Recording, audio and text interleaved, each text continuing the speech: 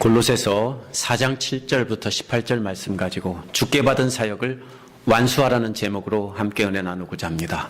사람이 죽을 때가 가까웠다는 것을 알면 사랑하는 사람들을 모아놓고 당부하는 법입니다. 바울은 자신의 사역 마지막 부분에서 감옥에 있으면서 유언처럼 사랑하는 골로새 성도들에게 이 편지로 유언을 다 말했습니다. 유언을 마친 바울은 이 편지의 마지막 부분에서 많은 사람들을 추천하고 있습니다. 이런 사람들이 앞으로 너희를 도와줄 것이니 이런 사람들을 잘 영접하고 배우고 그래서 자신이 못다한 사역을 완수하라는 것입니다. 마치 자녀들에게 아빠 친구 중에서 누가 너희를 잘 도와줄 것이니까 누구누구의 말은 잘 들어도 되지만 누구의 말은 속으면 안 된다. 이런 식으로 당부하는 것과 똑같은 것입니다. 이 사람들을 소개하면서 자신이 주께 받은 사역의 바톤을 이제 이들에게 넘겨준다는 뜻입니다. 특히 이 사역을 완수하라고 정해준 사람은 아키뽀입니다. 이 부분의 내용은 크게 셋으로 나눌 수 있습니다. 첫째, 이 편지를 들고 가서 전달할 사람 두 사람을 소개합니다. 이들은 유언장을 들고 가서 읽어주는 변호사와 같은 구실을 합니다. 죽으면 어떻게 합니까? 변호사들이 가족들을 모아놓고 유언장을 읽어주죠. 바로 그러한 구실을 하는 사람입니다. 하지만 이들은 유언을 전달할 뿐, 그 유언이 집행이 되도록 계속 도와주는 사람이 필요합니다. 그래서 둘째 부분에서 골로새서에 나온 내용대로 그리스도의 겸손을 옷 입고 사랑으로 장식한 뒤에 복음을 전파하고 가르치는 사역에 온 힘 다해서 골로새 성도들을 도울 동역자들이 필요합니다. 그래서 이 사람들을 소개한 것입니다. 셋째 부분은 편지를 이웃교회인 라우디게 교회와 바꾸어 읽으라고 권면했습니다. 이웃교회와도 서로 협력하여 그리스도의 지상명령을 이루라는 것입니다. 마지막으로 골로새 교회 지도자인 아키뽀에게 이 사역을 완성하라고 당부를 하고 있습니다. 그러면 오늘 말씀을 통해서 우리는 주께 받은 그 사역을 어떻게 완수할지 알아보는 시간을 갖도록 하겠습니다. 첫 번째로 7절에서 9절에 보면 골로새 성도들에게 주는 편지를 전달하는 사람들을 소개하고 추천하고 있습니다. 먼저 7절에서 두기고를 추천합니다. 두기고는 바울의 모든 사정을 골로새 성도들에게 알릴 것이라고 했습니다. 바울은 두기고를 세 가지로 소개합니다. 첫 번째는 사랑하는 형제라고 했습니다. 함께 그리스도를 믿는 사람이라는 뜻이기 때문에 사랑하는 믿음의 형제, 동료라는 뜻입니다. 두 번째로 신실한 일꾼이라고 했습니다. 신실하다는 말은 꾸준하다는 말입니다. 믿음이 충만하다라는 뜻이라기보다는 꾸준하다는 것입니다. 항상 변함없이 똑같은 태도로 일하는 사람이라는 뜻입니다. 믿을 만한 사람이라는 뜻입니다. 그래서 바울과 교회와 그리스도를 돕는 일을 하는 믿을 만한 사람이란 뜻입니다. 셋째는 함께 종된 사람이라고 했습니다. 바울을 도와서 함께 그리스도 일을 하는 일꾼이지만 그러나 바울에게 속한 종이 아니라 그리스도의 종이라는 것입니다. 바울도 종이고 두기고도 그리스도의 종이라는 것입니다. 우리도 역시 마찬가지입니다. 가장 먼저 뭐가 되어야 되냐면요, 주님 안에서 사랑하는 형제 자매가 되어야 합니다. 그 다음에 서로를 신뢰하여 신실한 일꾼으로 함께 종된 직분을 감당하는 것입니다. 그렇지만 어느 누구도 높은 자리에 있지 않습니다. 목사나 장로나 집사나 권사나 어느 누구도 높은 자리에 있지 않습니다. 이런 직분은 함께 일하라고 이렇게 일을 나누어 맡아서 맡겨준 것뿐입니다. 먼저 함께 그리스도를 믿는 자가 되지 않은 상태에서 이런 직분을 받으면 계급인 줄 알고 높아지려고 해서 교회는 세상 모임으로 전락합니다. 8절에서 바울은 두기고를 골로새 성도들에게 보낸다면서 그 목적을 알리고 있습니다. 목적은 두 가지입니다. 첫 번째는 우리의 사정을 알게 하려는 것입니다. 우리란 바울 일행을 말합니다. 바울 일행의 사정을 알려주려는 것입니다. 둘째 목적은 골로새 성도들이 위로를 받게 하려는 것입니다. 위로를 받는다는 말이 2장 2절에도 나옵니다. 2장 2절에 보면 바울 일행의 사정을 자세히 안다면 골로새 성도들은 서로 사랑으로 결속되고 충만한 확신이 넘치게 될 것이고 그리스도를 분명히 알게 될 것이다. 이렇게 말하고 있습니다. 그 결과 자신들의 고난을 기쁨으로 받아들이며 위로를 받게 될 것이다라는 뜻입니다. 그것이 골로새 성도들이 바울의 사정을 알고 위로를 받는 것입니다. 하지만 두기고 혼자 보내지 않았습니다. 9절에 보면 오네시모도 함께 보낸다고 했기 때문입니다. 오네시모는 골로새 성도들이 잘 아는 골로새 출신입니다. 원래 빌레몬의 노예였다가 도망쳤던 사람이었는데 바울을 만나서 예수 그리스도를 믿고 변화된 사람입니다. 바울은 오네시모를 소개하면서 두기고처럼 신실하고 사랑받는 형제라고 했습니다. 신실하다는 말과 사랑받는다는 말을 다 썼지만 두기고와는 달리 함께 종된 자라고 소개하지는 않았습니다. 오네시모가 변화되었지만 두기고처럼 동역자의 수준에 올라 있지는 않고 사랑하고 또 신실한 형제라고 소개하고 있습니다. 오네시모를 두기고와 함께 보내는 이유는 무엇입니까? 두기고가 골로새에 나온 대로 탐욕과 분노를 벗고 그리스도의 겸손을 입고 사랑으로 장식한 본보기가 되기 때문입니다. 그러나 모르는 사람을 보내면 저 사람은 원래 그래라고 훌륭한 사람이야 이러겠지만 오네시모를 보내면 다 알죠. 전에 제가 이런 사람이었는데 다시 보니까 깜짝 놀랄 만큼 예수 그리스도로 옷 입고 살기 때문에 그래서 오네시모를 함께 보낸 것입니다. 그래서 오네시모가 그 변화된 모습을 보여줄 것입니다. 그래서 두기고가 이렇게 골로새서를 읽어주고 바울의 사정을 이야기하면서 증거하면 오네시모도 소개하면서 이야기하면 오네시모는 직접 자신이 어떻게 변화되었는지 간증을 했을 것입니다. 오네시모는 살아있는 시청각 교재입니다. 눈으로 보고 말씀을 보고 배울 수 있는 그런 바로 모범인 것입니다. 그래서 두기고와 오네시모 이 두 사람이 함께 골로새서를 전달하면서 바울이 사역하는 곳의 사정을 자세히 증언할 것입니다. 옛날에 편지 전달자는 단순히 읽어주는 사람이 아니라 읽어주고 가르쳐주고 마치 그 사람이 직접 말하는 것처럼 그 사람의 모든 사정까지 다 이야기해주면서 오랫동안 함께 지내면서 이렇게 전달하는 것입니다. 이렇게 우리 교회도 말씀 전하는 자와 말씀을 들려주고 말씀을 따라 변화된 자들이 삶이 함께 보여져야 됩니다. 말씀이 선포되고 변화된 사람들이 그래 나도 이렇게 변화되었어 이런 삶이 함께 있어야 됩니다. 목사 혼자 말로 떠들고 목사 혼자 삶으로 본을 보이면은 그것은 교회가 아닙니다. 목사가 선포하고 가르치면 목사도 본을 보여야 되지만 성도님들도 역시 변화된 모습으로 이렇게 해서 본을 보여야 됩니다. 그래야 말씀이 힘있게 전파가 되는 것입니다. 그래서 협력하여 그리스도의 증인이 되는 것입니다. 그래서 함께 보냈습니다. 우리도 바로 두기고가 되고 말씀 전달하는 두기고가 되고 또 자기의 삶이 말씀에 따라 변화된 것을 증언하는 오네시모가 되어야 합니다. 두 번째로 10절에서 14절에 보면 바울의 동역자들을 소개하고 있습니다. 골로새 성도들에게 보내지 않은 사람 중에서 본보기가 될 만한 사람들을 바울과 함께 있던 사람들을 소개하고 있습니다. 세 사람은 유대인 형제이고 세 사람은 이방인 형제입니다. 이들은 아마 골로새 성도들이 잘 아는 사람들일 것입니다. 앞으로 골로새 성도들을 찾아가서 골로새 성도들을 권면하고 가르칠 사람들입니다. 첫 번째로 소개하는 사람은 아리스다고입니다. 10절에 나와 함께 갇혀있다라는 말은 원어를 분해해 보면 함께라는 말과 창끝으로 사로잡힌 사람이라는 말이 합쳐진 말입니다.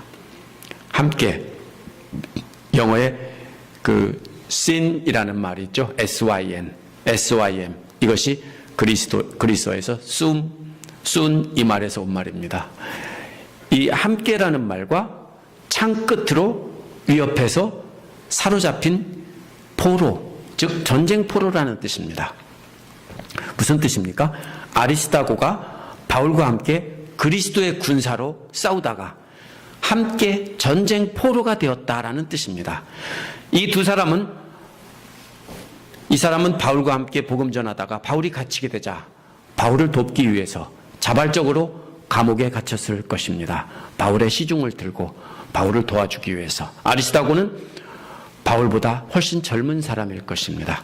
사도행전 19장 29절에 보면 에베소에서 일어난 수동으로 인해서 바울과 함께 다니는 마게도니아 사람 가이오와 아리스다고를 붙들어서 라는 말이 나옵니다.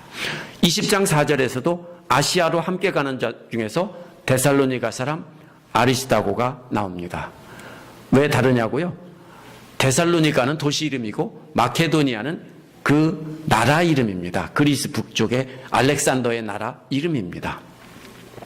그래서 이 사람은 아리스다고는 사도행전 벌써 2군데에서 바울과 함께 다녔으니까 오랫동안 바울과 함께 다니면서 이렇게 복음을 전한 사람입니다. 바울이 에베소에서 전도할 때까지도 바울과 함께 복음을 전하러 다닌 그리스도의 군사였다는 것을 알 수 있습니다. 이 사람이 바울이 감옥에 갇혀서 더 이상 복음을 전하러 다닐 수가 없자 자원해서 자기도 바울과 함께 감옥에 있기를 청한 것입니다. 감옥 안에서 바울을 도와서 바울이 글로써 복음 전하는 것을 도와주려는 것입니다. 아리스다고를 첫 번째로 소개한 이유는 이제 바울이 살 날이 얼마 안 남았기 때문입니다. 바울이 죽더라도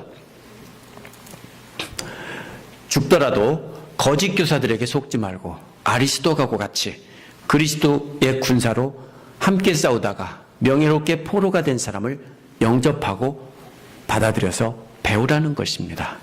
두 번째로 소개하는 사람은 마가입니다. 마가는 단지 바나바의 사촌이라고 소개합니다. 바나바는 아주 널리 알려졌기 때문에 바나바의 사촌이라고 소개한 것입니다. 저도 많은 사람들이 소개할 때요, 어떤 목사님들이 소개하면은 안진선 목사님 형님이다 이렇게 소개를 잘합니다. 왜 그러냐면은 저는 이제 목회한 지 7년밖에 안 됐고 잘 모릅니다, 사람들이. 그런데 안진선 목사 제 막내 동생은 잘 알기 때문에 이렇게 소개하는 겁니다. 마찬가지입니다.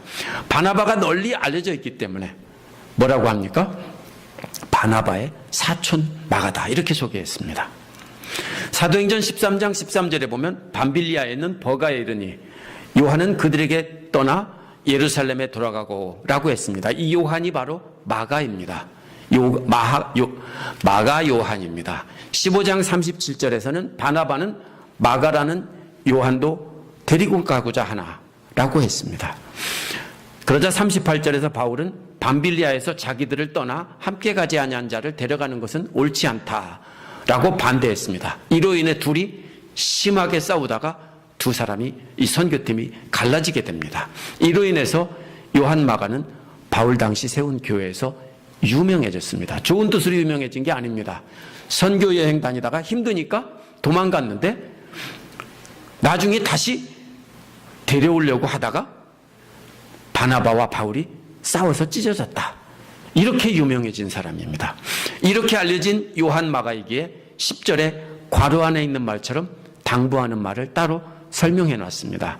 마가가 여러분에게 가거든 잘 영접하라는 지시를 여러분은 이미 받았을 줄 압니다. 라고 괄호 안에 넣어준 것입니다.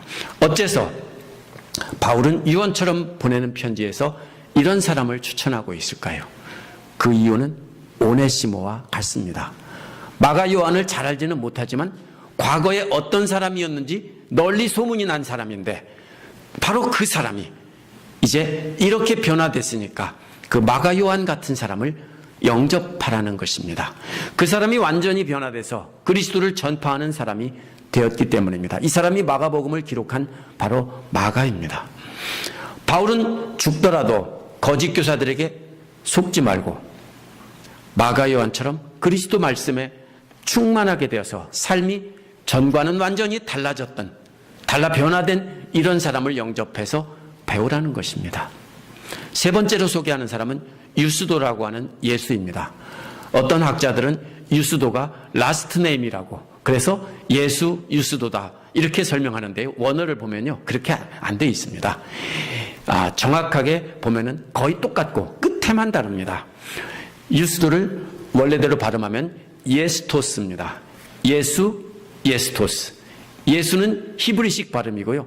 예스토스는 라틴어식으로 이름을 고쳐서 부른 것입니다. 그런데 이 사람들에게 어떻게 알려져 있냐면 예스토스라고 알려져 있기 때문에 뭐라고 합니까? 예스토스라고 하는 예수다. 이렇게 소개한 것입니다. 우리 집사님들도 영어 이름이 있고 한글 이름이 있죠. 그렇게 부른 것입니다. 예스토스, 예수스 이렇게 된 겁니다. 예수라는 이름은 당시에 유대인들 사이에 아주 흔한 이름이었습니다.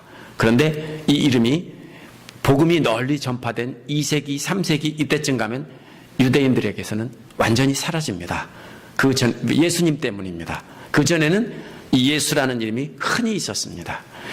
이 세 사람은 할례받은 사람이라고 소개합니다. 할례받은 사람은 유대인이라는 뜻입니다.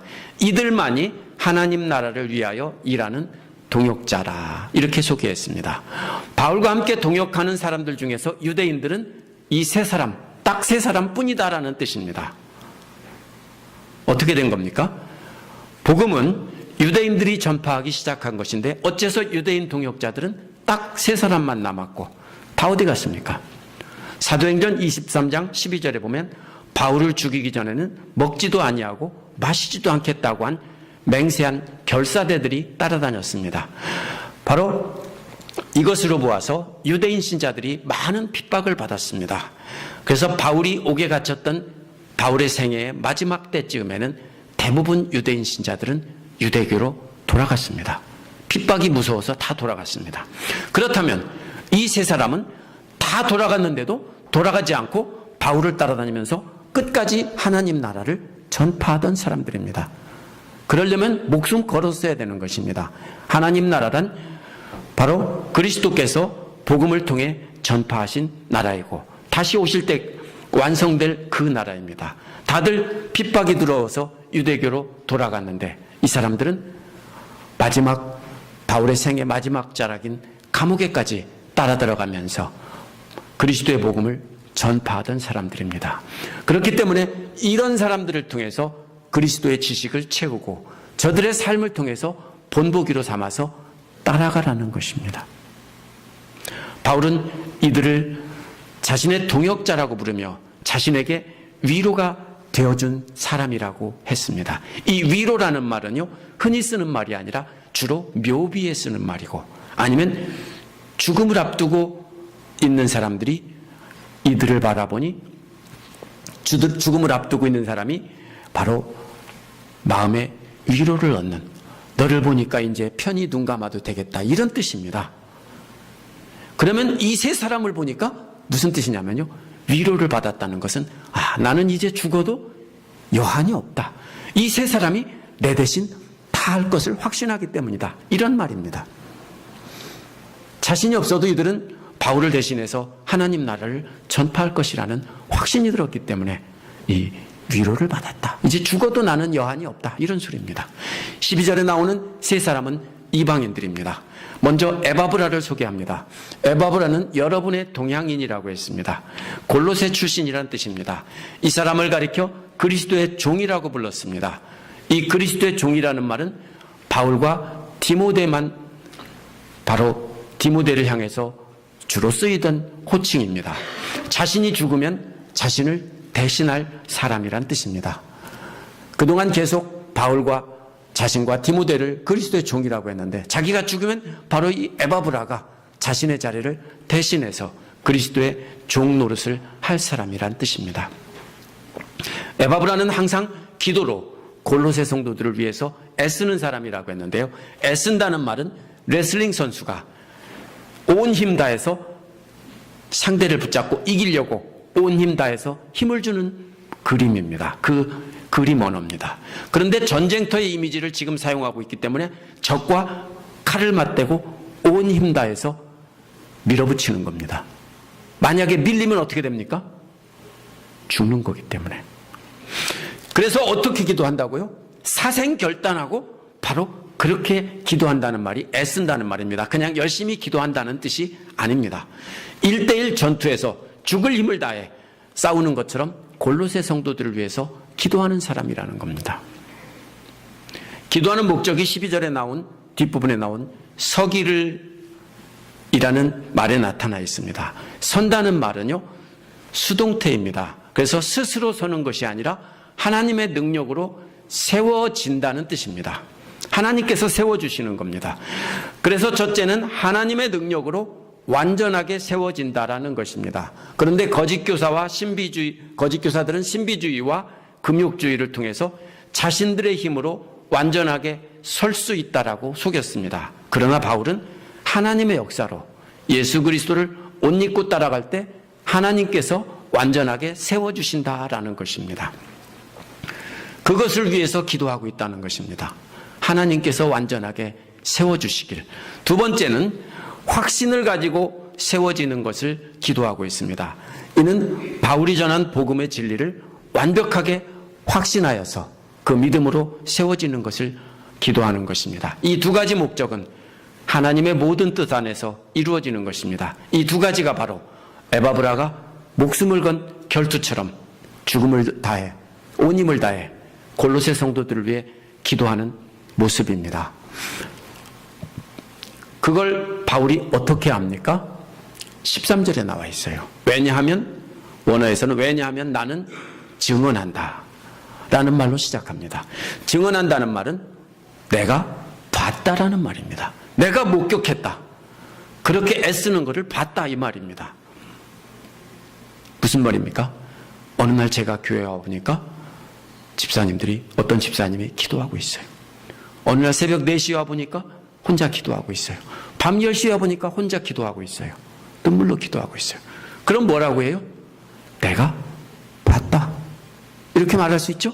바로 그런 말이에요. 내가 봤다. 바울이 목격한 것은 3가지 사람들입니다. 여러분이 누굽니까? 골로새입니다. 그 다음에 라우디게아와 히에라볼리에 있는 사람들을 위해 수고를 많이 하고 있는 것을 목격했다라는 것입니다. 골로새와 라우디게아와 히에라폴리스는 에베소에서 서쪽으로 100마일쯤 떨어진 곳에 있는 세 도시가 삼각형처럼 되어 있습니다. 그래서 리커스 리버 밸리에 있는 강을 끼고 있는 3개의 도시입니다. 위치가 라우디게아는 골로새에서 서북서쪽으로 10마일쯤 떨어져 있고요. 히에라폴리스는 라우디게아에서 북북동쪽으로 13마일 정도 떨어져 있습니다. 그래서 삼각형의 꼭지점을 이루는 것이 라우디게아와 골로새와 히에라폴리스입니다. 그래서 이 세 도시가 마치 오늘날로 말하면은 메트로 빌락시 우리가 이렇게 부를 수 있죠. 그런 것처럼 한 도시처럼 이렇게 엮여 있는 그런 도시입니다. 그러나 자동차가 없던 시절이기 때문에 그렇게 가까이 왕래하는 그런 곳은 아니지만 아주 가까운 3개의 도시입니다. 이 세 도시에 바로 에바브라는 어떤 사람이냐면요, 복음 사역을 세운 사람입니다. 자신이 이곳에 복음을 전해서 교회를 세워놓고서 바로 기도하는 사람입니다. 바울은 에바브라가 이 세 도시 형제들을 위해서 기도하면서 많은 고통을 견디며 일하는 모습을 목격했다라는 것입니다. 바로 여기에서 수고한다 이 말은요, 아주 고통스럽게 고통을 참으면서 애를 쓴다라는 말입니다. 이 말이 앞에서 뭡니까? 나온 말과 같은 말입니다. 통할 수 있는 말입니다. 마치 전투하듯이 기도하는 것처럼 수고한다는 말은, 애쓴다는 말은 정말로 온 힘 다해, 죽을 힘 다해 노력한다는 것입니다. 에바브라가 이 세 도시 형제들을 진짜로 사랑하는 사람이라는 겁니다. 왜 사랑합니까? 자기가 세우고 복음 전하고 떠나 있는데 자기 자식들이니까, 영적인 자식들이니까 목숨 걸고 기도하면서 애를 쓴다는 거예요. 그들을 바로 세우기 위해서 모든 노력을 다하고 있다는 거예요. 이런 사람을 영접하라는 거예요. 그 사랑 잊지 말라는 거예요. 두 번째, 이방인은 의사인 누가입니다. 바울은 누가를 사랑하는 사람이라고 소개합니다. 누가는 후에 누가복음을 기록한 사람입니다. 세 번째 이방인은 데마입니다. 데마는 디모데후서 4장 10절에 보면 세상을 사랑하여 데살로니가로 갔다는 사람입니다. 이 두 사람은 어떤 사람인지 자세히 소개하고 있지는 않지만 이들도 바울이 동일하게 믿고 추천하는 사람들입니다. 이들은 영접하여서 가르침을 받으라는 것입니다. 이제 15절에서 17절은 라우디게아 교회와 협력하라는 내용입니다. 편지를 전달하는 두 사람과 또 유대인 형제 세 사람, 이방인 형제 세 사람을 각각 추천한 다음에 라우디게아에 있는 형제들에게 안부를 전해달라고 부탁을 합니다. 특히 눈바와 그 부인 집에서 모이는 교회의 문화나라고 했습니다. 이거 잘못 읽으면 눈바가 딴 사람이고 그 부인인 여자라고 이렇게 오해하기 쉬운데요.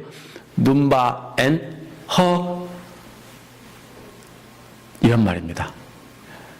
눈바와 그 여자의 집에서 모이는 교회 이런 뜻입니다. 그러니까 눈바와 부인이 다른 사람이 아니에요. 그래서 눈바는 라우디게아의 교회의 여자 지도자입니다. 집을 자기 집으로 교회로 내주고 그리고 또 모든 것을 지원하면서 말씀도 가르치고 이렇게 했던 사역자일 것이 분명합니다. 성경 사본에는 눈바를 남자로 기록한 사본들이 많이 있습니다. 눈바라는 말에다 어미만 바꾸고 끝에다가 허를 히스로 바꿔놓은 겁니다. 초대교회에서는 여자들이 교회 지도자로 세워진 경우가 많이 있었습니다. 그래서 고린도 전서에서도 여자들은 잠잠하라고 한 것이 너무 여자들이 설쳐되니까 잠잠하라고 한 것이고 또 뭡니까? 로마서에서도 나오죠. 이런 사람들이 여자들이 상당수가 있었어요. 그런데 후대에 그보다 100년 200년 지난 뒤에는 여자들이 사라집니다. 그래서 서로마 제국에서 기록된 사본들에서는 남자로 기록된 사본들이 많이 있습니다.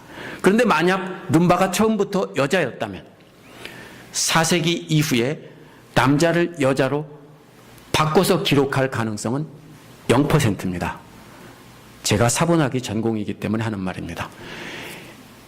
이해하기 어려운 것을 쉬운 것으로 고치는 것은 있을 수 있는 일인데 이해하기 쉬운 것을 말이 안 되는 말로 바꾸는 것은 있을 수 없습니다. 왜? 눈바가 교회 지도자라고 하니까 그게 거슬리는 겁니다. 하지만 눈바는 분명히 여자입니다. 당시 성직자들이 전부 남자였기 때문에 이것을 불편하기 때문에 이게 잘못됐을 것이다 라고 생각하고 고친 것이지 여자가 아니다라고 의도적으로 바꾼 게 아니에요. 사람들이 이해가 뭡니까? 성경을 그렇게밖에 이해를 못해요.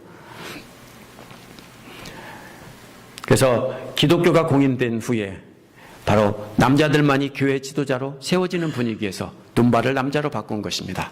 눈바는 자기 집을 교회로 내줄 만큼 큰 집을 소유한 큰 부자입니다.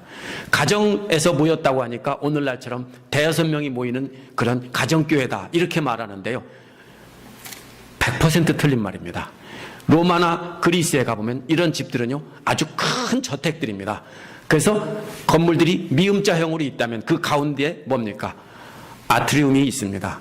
그곳에서 100명 이렇게 충분히 모일 수 있는 그러한 큰 빌딩을 뭡니까? 맨션을 소유하고 있던 부자들입니다. 그래서 그 당시에는 따로 교회 건물이 없었습니다.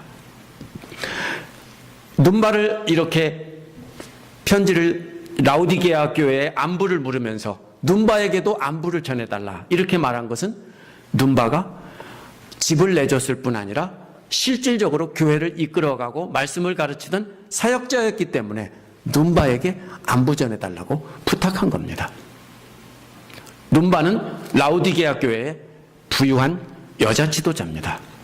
라우디게아 교회에 안부를 전해달라는 이유가 16절에도 나옵니다. 편지를 다 읽은 뒤에 라우디게아 교회에도 보내서 읽게 하라는 것입니다. 또 라우디게아 교회에서 오는 편지도 읽으라고 했습니다. 그렇다면 바울은 라우디게아 교회에도 편지를 따로 보냈고 골로새 교회에도 따로 보냈습니다.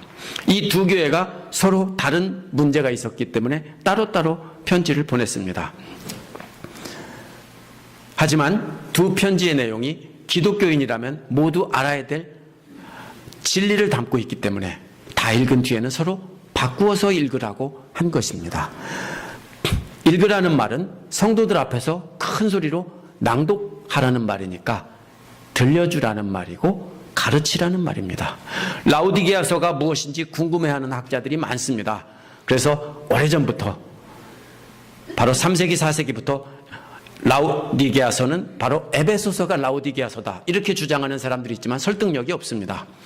AD 60년에서 61년에 큰 지진이 일어나서 이곳이 완전히 멸망했는데 그 지진 때 유실되었을 것이라고 보는 것이 맞습니다. 라오디게아서는 현재 존재하지 않습니다. 라오디게아 교회와 협력하라는 부탁을 한 뒤에 17절에서는 마지막으로 부탁하는 것은 아키뽀에게 주님 안에서 받은 직분을 유의해서 완수하라는 것입니다. 이게 단순한 말이 아닙니다. 뭡니까? 이제 음악으로 말하면 쫙 진행하다가 마지막에서 뭡니까? 피날레를 장식하는 겁니다. 이게 무슨 말입니까? 연구 논문이라면 끝에서 결론을 말하는 겁니다. 무슨 소리예요? 아키포가 누굽니까? 골로새 교회에서 새신자들을 가르치고 믿음으로 세워주는 일을 맡았던 지도자일 것입니다. 빌레몬서 2절에서 아키포를 뭐라고 불렀냐면 전우라고 불렀습니다. 골로새서 마지막 부분에서 계속 전쟁터의 그림으로 연결해서 기록하고 있습니다. 왜냐하면 옛날 사람들은 책이 없기 때문에 말을 전달할 때 통일된 그림으로 이렇게 이미지 언어로 전달하고 있습니다. 그래서 전우라고 하는 말을 또 빌레몬서에서도 사용하고 있는데 바로 그렇게 이해해야 됩니다. 그리스도의 군사가 되어서 목숨 걸고 함께 싸우던 전우라는 것입니다. 주님 안에서 받은 직분이 뭡니까? 이것은 그리스도의 복음을 전하는 사역입니다. 바울 당시에는 복음서가 기록되어 있지 않았습니다. 마태, 마가, 누가, 요한이 기록되어 있지 않았고 그걸 직접 목격한 사람들이 살아있어서 말로 직접 증언했습니다. 내가 봤다 이겁니다. 그러다가 이 사람들이 70년경에 죽어나가니까 안 되겠다 해서 받아 적어놓은 것이 마태, 마가, 누가, 요한복음입니다. 그러면 전해받은 것은 바로 전해받았다는 것은 구두로 전달되던 말입니다. 옛날에는 모든 말씀이나 이런 것은 구두로 직접 이렇게 전달을 했습니다. 그래서 그 전해받은 복음을 완수하라는 것입니다. 뭡니까? 그리스도께서 승천하기 전에 마지막으로 당부한 모든 족속으로 제자를 삼으라는 지상명령을 완수하라는 것인데 어디에서 완수하라는 겁니까? 이제 골로새 교회에서 완수하라는 것입니다. 바울은 이제 자신의 삶이 얼마 남지 않았다는 것을 알고 있습니다. 그래서 감옥 속에서 골로새서를 써서 두기고에게 전달하고 오네시모는 옆에서 자신의 경험을 증언하면서 골로새서를 전달하게 한 것입니다. 유대인 형제 세 사람과 이방인 형제 세 사람을 추천해서 그 후에 계속 이 사람들이 가서 가르치게 하고 거짓 교사들이 와서 가르치려고 하면 쫓아내라는 것입니다. 이렇게 하고 그렇게 해서 참 지식에 이르기까지 계속해서 성장해 나가게 하기 위해서 6사람을 추가로 소개한 것입니다. 그러려면 이웃교회들과 함께 말씀을 공유하고 협력해야 한다는 것입니다. 그래서 이 모든 일들을 지휘하는 사람이 있어야 되는데 골로새 교회에 그 모든 일을 앞으로 맡아서 지휘할 사람이 아키뽀라는 것입니다. 그러니까 아키뽀에게 이 번의를 주어서 아키뽀가 이 모든 사역을 완수할 수 있게 여러분들 모두가 도와주라 이런 말입니다. 이게 골로새서에서 사람을 소개하면서 마지막으로 끝맺는 내용입니다. 이제 골로새서가 끝났습니다. 이러면은 골로새서에서 바울이 얼마나 피를 끓는 심정으로 애타는 심정으로 이렇게 편지를 썼는지 이해할 수 있겠죠. 18절은 끝인사입니다. 미국에서도 편지를 타자로 치거나 오늘날은 컴퓨터로 뽑죠. 그러면 마지막 서명은 본인이 직접 하는 겁니다. 18절은 골로새서의 서명과도 같은 것입니다. 바울이 눈이 좋지 않아서 다른 사람이 대신 받았었지만 18절은 펜을 달라고 해서 직접 큰 글씨로 이렇게 썼을 것입니다. 이것이 바울이 직접 썼다라는 증거로 이렇게 쓴 것입니다. 만약에 원본이 남아 있었다면 그 부분은 큰 글씨로 아마 바울의 필체로 다른 필체로 쓰여져 있을 것입니다. 바울의 마지막 부탁이 거기에 담겨 있습니다. 내가 갇혀 있음을 기억하십시오. 무슨 말입니까? 바울이 감옥 안에서도 이처럼 마지막 순간까지 복음 전파를 위해 온 힘을 다하고 있다는 것을 기억하십시오. 때를 얻든지 못 얻든지 뭡니까? 돌아다닐 수 있을 때는 죽도록 돌아다녔는데 이제는 돌아다닐 수 없으니까 뭡니까? 편지를 써서 계속 이렇게 보내고 있는 것입니다. 그것을 기억하라는 겁니다. 바울이 고난을 참고 견디며 끝까지 복음 전파의 사명을 다하는 것을 기억하라는 겁니다. 그러면 여러분들도 그렇게 주께 받은 사명을 완수하라는 것입니다. 은혜가 있기를 빌면서 편지를 마쳤습니다. 오늘 말씀에는 편지를 전하는 사람 2사람, 나중에 계속 가르치고 전달할 유대인 3사람, 이방인 3사람, 6명을 소개했습니다. 그 밖에 라우디게아 교회 지도자, 여자 지도자 눈바와 골로새 교회 지도자 아키뽀가 나옵니다. 총 10명입니다. 이 10사람을 통해서 우리의 사명을 뭡니까? 어떻게 완수해 나갈 수 있는지 우리가 다시 한번 생각해 보겠습니다. 오늘 말씀에서 교회의 지도자를 세우는 원칙을 발견할 수 있습니다. 지도자란 꼭 목회자를 말하는 게 아닙니다. 영적으로 사람들의 본이 돼서 사람들이 따라갈 수 있는 사람들입니다. 먼저 복음으로 주님의 사명을 완수할 자들은 먼저 주님 안에서 사랑하는 형제자매여야 합니다. 믿음이 없는 사람을 교회 지도자로 세우면 안 된다라는 뜻입니다. 사랑하는 형제자매여야 한다는 것입니다. 둘째로는 세상 사람들이면 원수 삼을 그런 사람이라도 그리스도의 이름으로 인내하고 겸손히 사랑으로 장식한 그런 사람이어야 한다는 것입니다. 믿음이 있는 자라도 자기가 의롭다며 교만에 빠진 사람은 지도자로 세우면 안 됩니다. 그런 사람이 있다면 따르지 말아야 합니다. 셋째는 믿을 만한 사람입니다. 이 말은 항상 변함없이 똑같다는 겁니다. 항상 성실하게 일한다는 겁니다. 기분 좋으면 막 방방 뛰다가 기분 나쁘면 안 하는 사람은 역시 믿고 따를 사람이 못 됩니다. 그런 사람은 지도자로 세우면 안 되고요. 만약에 세워졌다도 따르면 안 됩니다. 그 다음에 넷째로는 오네시모처럼 마가처럼 과거와 현재가 분명히 변화된 모습이 있는 사람이어야 합니다. 뭡니까? 그 살빼기 광고처럼 before, after 이게 분명한 사람이어야 합니다. 다섯째로 에바브라처럼 온 힘 다해 성도들을 사랑하면서 기도하고 양육하기 위해서 애를 쓰는 사람이어야 합니다. 다른 사람을 위해 기도하지 않고 자기와 자기 가족만을 위해서 기도하는 사람은 아직 지도자의 자격이 없습니다. 여섯째로 눈바처럼 자신의 재물로 교회를 섬기는 사람이어야 합니다.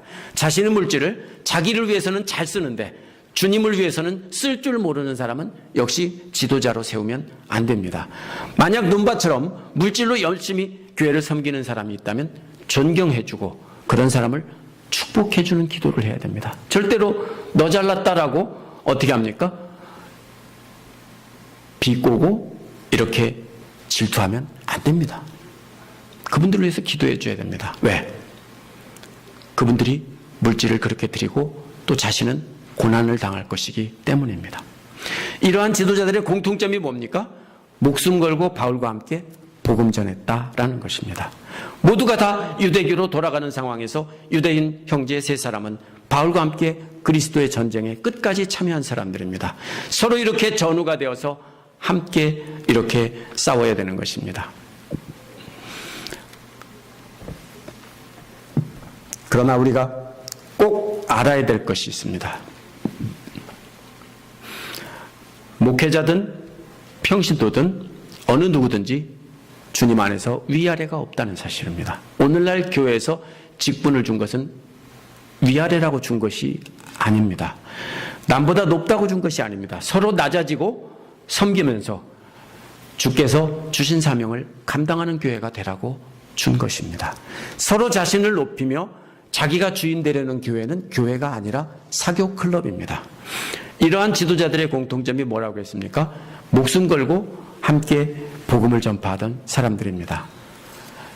그래서 서로 이렇게 함께 목숨 걸고 싸우는 사람이 있다면 서로 마음에 위로를 받죠. 그렇죠. 아, 저 사람도 내 마음과 똑같구나. 이렇게 되어야 됩니다. 그래서 우리는 주께 받은 사명을 다할 사람을 키워야 됩니다. 그런 사람이 없어. 한탄하지 마십시오. 내가 먼저 그런 사람이 되고 다른 사람을 키워야 됩니다. 지금 우리는 다 나이가 많잖아요. 나이가 많으면 뭐 해야 돼요? 주님 앞에 갈 날이 얼마 남지 않았다는 겁니다. 그러면 그 안에 해야 될 일이 있습니다. 누구를 키워야 됩니까? 우리의 자녀들을 키워야 되고 우리의 후대들을, 젊은이들을 그렇게 키워서 내가 죽더라도 나처럼 주님을 위해서 온 힘 다해 일할 사람들을 키워놓고 위로가 된다. 바울처럼 죽어도 여한이 없다. 이런 마음이 들도록 우리는 남은 생애를 살아야 됩니다. 그 일을 하기 위해서 우리가 교회로 모이는 것이고 우리가 말씀을 배우는 것입니다. 교회는 이런 지도자들을 키우는 일에 목숨을 걸어야 합니다. 그래야만 주께 받은 사명을 다음 세대에 계속 전달하며 그 사명을 완수할 수 있습니다. 기도하겠습니다.